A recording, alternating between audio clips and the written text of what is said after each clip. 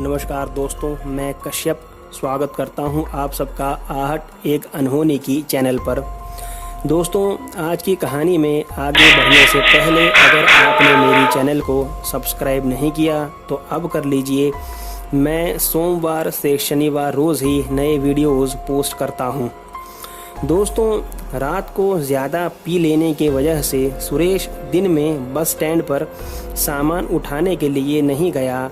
सुरेश एक कुली था जो बस स्टैंड पर काम किया करता था और उसी से उसकी रोजी रोटी चलती थी।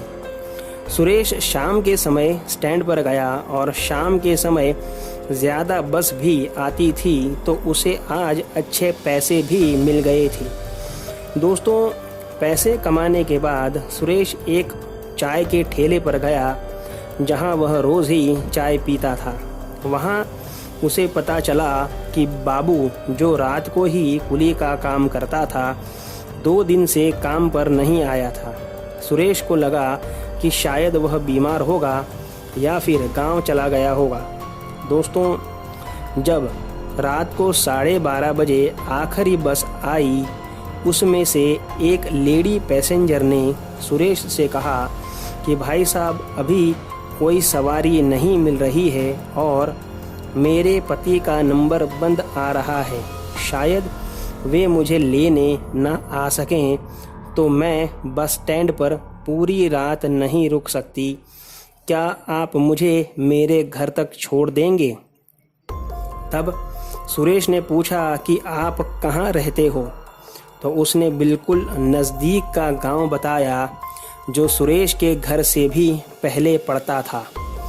तो सुरेश ने कहा कि छोड़ तो दूंगा लेकिन पैसे ज़्यादा लगेंगे।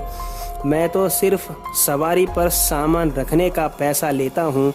घर तक सामान उठा के जाना बड़ा कठिन काम है। तब उस औरत ने कहा कि 3000 ले लेना। तब सुरेश खुश हो गया क्योंकि यह तो उसकी 7 दिन की कमाई के बराबर था। उसने कहा कि ठीक है, चलिए आप आगे आगे चलिए, मैं आपके पीछे चलता हूँ।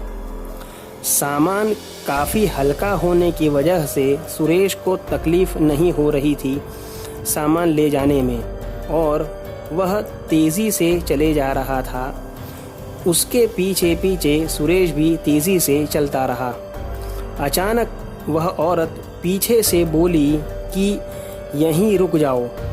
तब सुरेश को झटका लगा कि ये तो आगे चल रही थी, पीछे से कैसे बोली।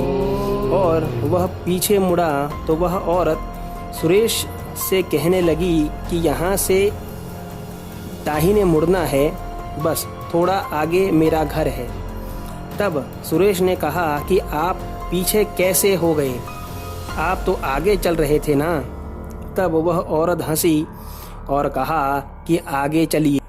सुरेश आगे चलने लगा। तब उससे बैग का वज़न नहीं उठाया जा रहा था क्योंकि वह काफ़ी भारी हो गया था। सुरेश ने जैसे ही सोचा कि बैग यहीं पर रख दूं, उतने में उसने देखा कि वह औरत सुरेश के आगे चल रही थी और हवा में जैसे सीढ़ियां चढ़ रही हो वैसे उड़ के सुरेश के सामने एक पेड़ पर चढ़ गई। यह देखकर सुरेश बहुत ज़्यादा डर गया और उसके मुंह से आवाज़ भी नहीं निकल रही थी। तब उस औरत ने कहा कि अपने दोस्त का वज़न नहीं उठा पा रहे हो? यह सुनते ही सुरेश का शरीर पीला हो गया और वह कुछ भी नहीं बोल पा रहा था। तभी उस चुड़ैल ने कहा कि बैग खोलो। तब कठपुतली की तरह सुरेश ने बैग खोला और उसकी आंखें फटी की फटी रह गई जब उसने बाबू की कटी हुई लाश को उस बैग में देखा। तभी वह चुड़ैल भयानक रूप लेकर ज़ोर ज़ोर से हंसने लगी और पेड़ से बैठे बैठे उसने सुरेश को गले से पकड़ लिया और उसका गला ज़ोर से दबाने लगी। तभी ज़ोर से आवाज़ आई कि छोड़ उसे। और जैसे उस चुड़ैल ने सामने देखा तो वहाँ एक अघोरी खड़ा था पूरे शरीर पर शमशान की राख लपेटे हुए। उस अघोरी को देखकर वह चुड़ैल वहां से तुरंत गायब हो गई और सुरेश जमीन पर गिरा। अघोरी ने सुरेश को उठाते हुए कहा कि मैं तुम्हारा बस स्टैंड से पीछा कर रहा था, क्योंकि मुझे पता था कि यह चुड़ैल तुम्हें मार देगी। यह रक्त पिपासी है और अपना शिकार ढूंढती रहती है। रात के समय तुम्हारा यहाँ रुकना ठीक नहीं। चलो, मैं तुम्हें घर तक छोड़ देता हूँ। दोस्तों, उस दिन से बाबू के मरने की बात और सुरेश के साथ हुए हादसे की वजह से सारे कुलियों ने रात के 8 बजे के बाद बस स्टैंड पर काम करना छोड़ दिया। तो दोस्तों, कैसी लगी आपको आज की कहानी, मुझे कमेंट बॉक्स में ज़रूर बताइए। तो मिलते हैं कल एक नई कहानी के साथ। तब तक stay home, stay safe. Thank you.